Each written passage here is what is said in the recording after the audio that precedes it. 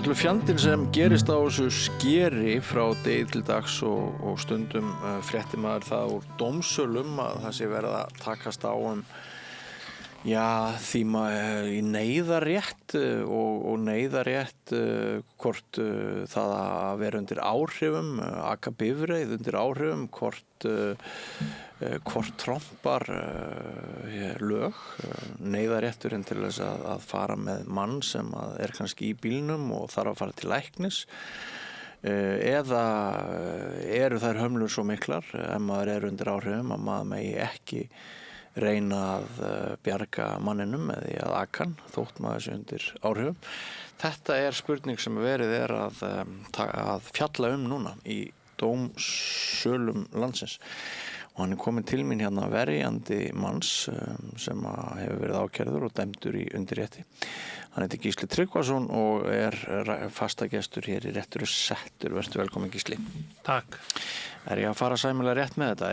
Er verið að takast á sem sagt hvort neyðarréttur trompi mann sem ók öðrum manni til læknis og maðurinn var undir áhrifum sá sem ók. Já, hann allavega taldist verið undir áhrifum. Já. Þarna spilar inn í þetta venjulega í svona áfengis- og kannabismálum að ef að tiltekið magn tiltekisefnis eins og THC, kannabis, mælist í blóði, þá telst maður verið undir áhrifum. Alveg burt sér frá því hvort að maður það í raun eða telur sig verða. Þannig að þetta er til einföldunar auðvitað en virkar svolítið harkalega stundum og virkaði áður svolítið harkalega þegar þvagsýni voru líka tekin með en það var nú tekið út úr lögum og eftir að dómstólar höfðu svona fengist við það svolítið oft. En nú er blóðsýnið bara svokölluð bundin sönnun og þá er alveg sama hvað manni finnst maður vera allskáður eða hress eða langt síðan maður neytti þessara efna, þá telst maður verið undir áhrifum. Gagnvart þessu reynir í þessu máli á að skjólstæðingur minn, hann var með veikan vin hjá sér og þetta var ekki bara svona venjuleg pöntuð heimsókn, heldur var hringt á í neyðarnúmer læknisþjónustu og kannað hvað verið hægt að gera og læknir hvatti viðkomandi til þess að koma til læknis sem var svolítið spölur og þessi gerist út á landi, við ætlum ekki að segja hvar og við ætlum ekki að nefna neinu nöfnu, við ætlum bara vernda hlutaðeigandi á þessum málstigi og það er ekkert ólíklegt að þetta fari til landsréttar eða eitthvað? Já, mér heyrist skjólstæðingur minn vilja áfrýja þessu vegna þess að það er hafnað öllum okkar dómarinn í héraði hafnar öllum okkar röksemdum og það komið svolítið óvart að hann skildi ekki allavega milda viðurlögin. Skjólstæðingur minn missir ökuréttin í 3 ár vegna þessa góðverks í neyðarrétti eins og það var orðað. Já. Það gerist í fyrra, ég held að mig alveg segja frá því. Já, gerist annan á páskum og það er svolítið sérstakt við þetta mál að þetta er ekki bara eins og hverunur viðbára. Þetta er svo raunverulegt að þessi veiki vinur, hann deyr nokkrum vikum síðar, hugsanlega úr einhverju í tengslu við þennan alvarlega sjúkdóm. Já. Og löggan tekur ökumann? Já, hún stöðvar hann en bara 12 sekúndum síðar leyfir hún honum að klára aksturinn sem nú stutt eftir inn í þorpið þar sem að læknirinn tók á móti. Af því að hann ber við neyð? Já, hann ber við að hann sé að fara með mann til læknis og það svo sem liggi ekki alveg fyrir orðaskipti þegar að hann er stöðvaður þarna í útjaðri þorpsins. En síðan er það líka kannski sérstakt í þessu máli að þessi skjólstæðingur minn hefur áður lent í svipuðu að náinn ættingi hans deyr eiginlega í höndunum á honum eða fanginu á honum. Hann er að reyna að hnoða hann til lífs þannig að hann er, við teljum að við getum sýnt fram á að hann hafi sérstaka ástæðu til þess að panika eða verða hræddur. Já. Þannig að stóru mistökin hjá honum ákærða eða sakfellda voru að hringja ekki á sjúkrabíl. Hann áttaði sig ekki á því að í þessu litla þorpi væri sjúkrabifrið alltaf tilbúin til staðar og læknirinn bendir ekki sérstaklega á það og veit svo sem ekki ástand hans. En skjólstæðingur minn, hann telur að hann þurfa, eins og læknirinn segir, koma honum strax til læknis. Já, og farðu aðeins betur yfir það hvað gerist eftir að löggan stoppar hann og fær þær upplýsingar hjá honum að hann þurfa að drífa sig með hennan vin sinn til læknis. Hvað gerist svo? Þá keyrir hann þennan stuttaspöl sem eftir að heilsugæslustöðinni og svo tekur læknirinn við þessum veika og þegar hann er búinn að meðhöndla hann og gefa honum alls konar lyf, bæði sýklalyf og sterapúst og berkjuvíkandi lyf held ég, þá líður honum betur og síðan er dregið blóð úr skjólstæðingum mínum og Af hverju? Já, það var að kröfu lögreglu þá? Já, lögreglan hafði nú ekkert séð athugavert aksturinn eða ástand hans en hafði á skrá að þessi maður hefði áður keyrt undir áhrifum. Já. Og þannig að það var kannski alveg réttlætanlegt að kanna það en það var ekki að því að hann hefði verið eitthvað lélegur ökumaður eða verið eitthvað undarlegur í háttum þegar hann var stöðvaður. Og lögreglumaður spyr hann hvort hann sé undir áhrifum, hann neitar. En hann verður að gangast undir það þetta er heimil valdbeiting þegar löggan segir við ætlum að taka úr þér blóðpröfu, þú verður að sæta því. Já, við letum allavega ekki reyna á það og það hefur nú yfirleitt ekki verið auðvelt í íslensku sakamálréttafari að bera brigður á heimildir lögreglu til þess að kanna svona. Þannig að lögreglumaður fann einhverja lykt. Hann fann lykt og hún reyndar ágerðist þegar hann var komin inn og þegar við komandi svitnaði í hittanum en það þarf ekki að þýða að hann sé undir áhrifum. Nei. Svona lykt. Hann lætur það yfir sig ganga að hún sé dregið blóð. Já, hann hefur engin tök á öðru. Ég hef verið með annað mál þar sem að maður hvaðst vera hræddur við sprautur og vildi það ekki og hann var dæmdur fyrir að neita þó það hefði verið blásið á neitunina. Þannig að það er skylda að láta það yfir sig ganga eins og segir. Svo kemur úrskurður það að það sé allt of hátt magn af ólöglegum efnum í hans blóði. Já, kannski ekki allt of hátt en það er rétt yfir efri mörkum, já. Rétt yfir efri mörkum. En 3 ára fangilsi, er það ekki... 3 ára svipting ökuréttar. Ég meina það, afsakaðu. 3 ára svipting, er það ekki alvarlegur? Jú, mér finnst mikið magn? Jú, það er rétt yfir efri mörkum og gallinn við þetta er að þetta er svolítið stöðluð viðurlög. Og eitt af því sem við töldum að dómarinn ætti að líta til ef hann liti ekki alveg fram hjá brotinu og sýknaði manninn vegna neyðaréttaraksturs, þá töldum hann að milda viðurlögin, af því að þetta var í góðri trú. En þegar maðurinn fær upplýsingar það að þetta efni hafi mælst í hans blóði, þá segir hann ég var ekki að neita þessa efnis rétt áður en ég ók. Já, að lokum kom fram að hann hefði sennilega neytt efnana 24 stundum áður. Getur það staðist? Já, þetta greinilega hangir í blóðinu svolítið lengi og jafnvel í þvægi í margar vikur Þess vegna var það nú kannski óréttlátara en ella en af því að þessi staðlaða bundna sönnun er svona að þá er sjaldan hægt að takast á það hvort að maður sé í raun undir áhrifum. Þannig hefur bara löggjafinn ákveðið að hafa þetta einfalt. Ef þetta mælist þá telst maður verið undir áhrifum. Þannig að það er margt í þessu. Maðurinn er að gera samfélagi sínu og félaga greiða. Það liggur alveg fyrir. Já. Ferðin hefði ekki verið farin ef hann hefði ekki alltaf að hjálpa. Nei, hann ætlaði bara að vera heima í páskafrínu Þetta var hann í páskum. Hvaða skilaboð er dómsvaldið að senda mér núna Ég er einhverstaðar austur í Mývatnssveit og ég er reyndar hættur að drekka en segjum sem svo ég var ekki hættur að drekka og ég var búinn með nokkra bjóra og bóndinn á næsta bæ, frændi minn, hann myndi hrynja niður með hjartafall og ég gæti skóplað honum inn í bíl og keyrt til Akureyrar og það geti tekið mig 45 mínútur þegar þótt ég væri búin með einhverja bjóra, eða ég geti beðið eftir því að einhver læknir kæmi og þá geti bóndinn dáið, frændi minn. Hvað á ég að gera samkvæmt þessum dómi? Ég held menn verði náttúrulega alltaf að láta lífið njóta vafans og þess vegna vorum við nú vongóður og erum það enn á áfrýjunastiginu þegar að því kemur að það verði litið mildar á þetta vegna þess að þarna virðist gerð krafa að minn skjólstæðingur hafi átt að hugsa bæði hratt og rökrétt þrátt fyrir þessa miklu verslun sem var á sjúkdómi vinarans, hann taldi hann bara hreinlega að vera gafna og þrátt fyrir þessa erfiðu reynslu fyrr á ævinni að hafa mist náinn ættingja úr reynt að hnoða hann til lífs og ekki tekist. Þannig að mér fannst þetta of harkalegu dómur, ég hugsa skjólstæðingur minn vilji áfrýja honum þessum, að láta reyna á þetta.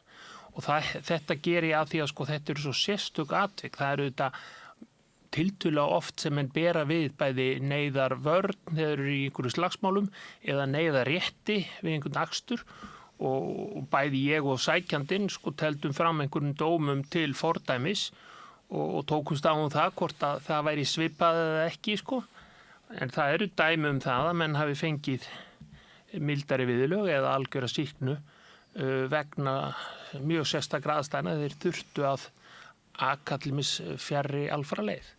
En ekki vont að falli dómur sem letur okkur með vissum hætti til skyndiviðbragða sem gætu gagnast fólki í neyð því það vita nú flestir að það eru svolítið ekki flestir sem vita það en það eru margir sem vita það að þegar það er þegar það skellur á manni adrenalínið sem fylgir því að það er einhverjar hamfarir í gangi maður til þess að vera að bjarga lífi einhvers þá bara svo maður segir það nú upphátt þá getur nú þá geta nú nokkrir bjórar þeir geta nú bara gufað upp í hausnum á manni.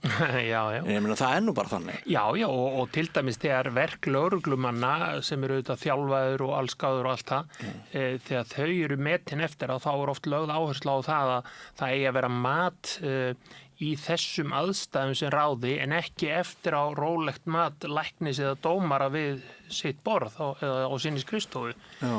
Og þarna finnst mér rangt hjá dómaranum að láta mat læknisins þegar hann segir hann var nú ekki lífshættulega veikur en hann virtist kannski vera það og hann stórlagaðist við lyfin sem hann fekk og mat dómarans eftir á að þetta hafi ekki verið neyðrastæður það finnst mér bara rangt í þessu tilviki.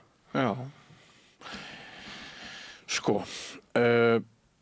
Ef þetta er eins og þetta eru nokkri punktar það er þessi og svo er það líka með það að maðurinn heldur í fram að hann hafi ekki fundið á sér þegar hann var raka og að leifarnar af efnunum þetta séu gamlar leifar og hann hafi verið að neita þeirra töluvert áður. Þú segir að þetta sé eitthvað sem er bara einhvern veginn meitlað í berg það sé ekki skynsemi Já, það er allavega lítið, það er ekkert svigrúm til mats. Ekkert svigrúm til mats, já. Þannig að það er búið að takast á þetta oft fyrir dómi og Hæstiréttur marg staðfest það, þannig að það var ekki meginatriði okkar vörn en hann taldi sig samt vera í góðri trú hann væri ökufær. Já. Þannig að hann hefði kannski alveg tekið við refsingu fyrir að aka en ekki svona langri sviftingu en það stefnir líka hans viðurværi í voða. Já. Hann þarf að aka annars slæðið langt til þess að fara til vinnu. Mér sem leikmanni sýnist mörg álitamál í þessu en dómarinn sparkar í pungin á ykkur með að láta ykkur með að láta mannin greiða allan sakarkostnað og... Já, það er svolítið harkalegt. Það er eitt af því sem við reynum að hnekkja fyrir Landsrétti. En hvað heldur að sé þarna undir? Við erum stundum að blanda saman lögfræði og félagsfræði og einhverju sluðs. Þú segir þetta hafa komið þér óvart. Hvernig er dæmt? Viltu á þessu stigi segja eitthvað það? Hvort þetta getur verið, ég veit ekki hvað, einhver stjætta vinkillóðs eða eitthvað? Nei, ég vil nú helst ekki tjá mig það, en ég var allavega það vongóður að ég taldi rétt að lögreglustjóri leti hjá líða að ákæra og byði honum bara vægari viðurlög. Ég var svolítið hissa þegar þetta var látið fara fyrir dóm og en þó meira hissa þegar dómarinn nýtti ekki öll tækifærin sem hann hafði til þess að sýna einhverja mildi. Bæði vanandi sakarkostnaðinni svo nefnir eða styttri sviptingu ökuréttar því að það er kannski minna mál fyrir mann að borga einhverja 100.000 króna sekt heldur en að missa ökuréttin og kannski vinnuna út af svona. Hann var ekkert á leiðinni neitt. Nei. Og þó hann hefði ekki sagt lækninum að hann hefði reykt sólarhring áður þannig að lækninni geti þá sagt já, taktu þá sjúkrabíl eða kallaðu sjúkrabíl að þá var það eðlilegt í þessum aðstæðum. Og hann var tiltölulega nýfluttur í þetta þorp og hafði ekki númer hjá einhverjum öðrum til þess að hringja í nágranna og segja, heyrðu, getur þú kannski keyrt hann til öryggis? Hann bara hugsaði ekkert út í það. Og ég verð að viðurkenna þegar ég áttaði mig á því að það væri sjúkrabíl alla, þá var ég svolítið hiss. Ég held kannski að sjúkrabílar væru bara á stærstu þéttbýlistöðum en ekki smáþorpum, og þó tel mig vera mikið landsbyggðarmann, þetta vissi ég ekki, það er auðvitað fín þjónusta en það er ekki hægt að gera þá kröfu að maður átti sig á því í augnablikinu. Nei. En það er engin sjúkrabíl í Mývatnssveit og ég er ennþá svolítið óviss hvað ég á að gera eftir þennan dóm. Ég skil það vel og mér finnst þetta ofharkalegt. Löggjafinn hefur ákveðið og það hefur verið gild regla í sennilega aldir frekar en áratugi að nauðsyn brýtur lög eins og það er orðað í málshættinum eða orðtakinu. Hún nauðsyn víkur til hliðar lögum þegar miklu meiri hagsmunum er verið að bjarga heldur en þeim sem er verið að fórna. Og þarna var hagsmunum sem var verið að fórna, það var bara umferðaröryggi á fáförnum sveitavegi í páskaleifi. Og maður hefði nú haldið að þessi farþegi það að hann skildi hafa dáið síðar að það myndi nú ekki skemma málstað ökumanns. Nei, það sorglega atvik var frekar hvatning fyrir mig að láta á þetta reyna en það upplýstist nú kannski ekki alveg hvers vegna hann dó en við héldum því fram með nokkrum rökum og rétti að hann hefði dáið úr tengdum kvilla. Getur verið að afbrot skjólstæðings þíns aftur í tíman hafi eitthvað með málsmeðferð að gera? Nei, ekki málsmeðferð held ég. Það hefur áhrif á mat á refsihæð nýlega afbrot, en það var ekkit svakalega langur sakaferill, það voru bara einhver brot sem voru skráð í kerfi sem að gat réttlætt stöðun lögreglu. Er þetta dæmi mál sem að þér finnst forvitnilegt að færi alla leið fyrir Hæstarétti? Ég veit það nú ekki, jú, við skulum byrja á Landsrétti en þetta er allavega ekki þannig að maður sækjum að fara fram hjá Landsrétti en það er það Landsréttur sem getur endurmetið sönnunargögn en það er stundum gert í einkamálum að fara beint í Hæstarétt en við skulum vona að Landsréttur sýni meiri mildi og kannski ætti maður að fara fram á að einn meðdómandinn sé sérfróður en við erum ekkert farin að velta því fyrir okkur. Nei. Þetta er mjög áhugavert mál. Já, og eins og ég segi, þessu er oft borið við í einhverjum svona yfirborðskendum vörnum en ég hef aldrei borið við einhverju sem ég finnst fráleitt og þetta fannst mér bara mjög nærtækt. Ég svo mörg okkar hugsi að þetta hefði getað komið fyrir okkur öll og okkur hefði svona frekar liðið vel með að hafa brugðist við sem ábyrgir þegnar, borgarar. Nú eru menn oft þó að sé þetta hafi gerst í litlu þéttbýli þá eru menn oft undir áhrifum í sumarbústöðum tiltölulega fjarri sjúkra bifreiðum og slíku þannig að þetta gefur ákveðna vísbendingu hvernig Landsréttur ef til kemur fer með þetta mál. Já, ertu bjartsýnn? Já, ég er nú það frekar. Þetta er náttúrulega bara einhver einn einstaklingur þessi dómari sem að dæmir en í Landsréttur alltaf 3. Já. Þannig að það gæti munað því. Er þetta tæmt, þetta umræðum? Já, ég held að þetta er gott í billi. Þetta er gott í billi. Kæra þakkir fyrir að ræða þetta mál á því stíði sem það er og ég efast ekki að margir hlustendur og áhorfendur þeir hafa tekið bakföll af undrun og hneykslun því að þetta er mjög sérstætt mál. Það er ágætis svona prófsteinn, stundum vill maður vita hvaða leikmönnum finnst niðurstöður og kannar það því að lögfræðingar fara kannski frekar í lagatæknilega atriði en ef að þetta svona stuðar réttara vitund almennings þá er það góð vísbending. Það held ég sé akkurat þarna fannstu orðin stuðar réttara vitund almennings. En kæra þakki fyrir komuna, ég sé þið næst í ágúst og þá í lagahotnin okkar réttur að settur. Takk. Og áfram göngum við göttuna, kæru hlustendur, nýtt efni eftir andartak, ekki frá langt. Ég heiti Kristinn Sigmundsson og styð Samstöðina. Samstöðin er óháð sjónvarpsstöð sem fjallar þjóðfélagsmál á vandaðan og yfirvegaðan hátt. Ég skora á ykkur að styðja hana með því að gerast áskrifendur. Samstöðin er ómissandi. Öflugur og ódýr auglýsingamiðill 40.000 manns sjá eða heyra þætti samstöðvarinnar í hverri viku. Ef þú vilt auglýsa, sendu póst á samstöðin@samstöðin.is.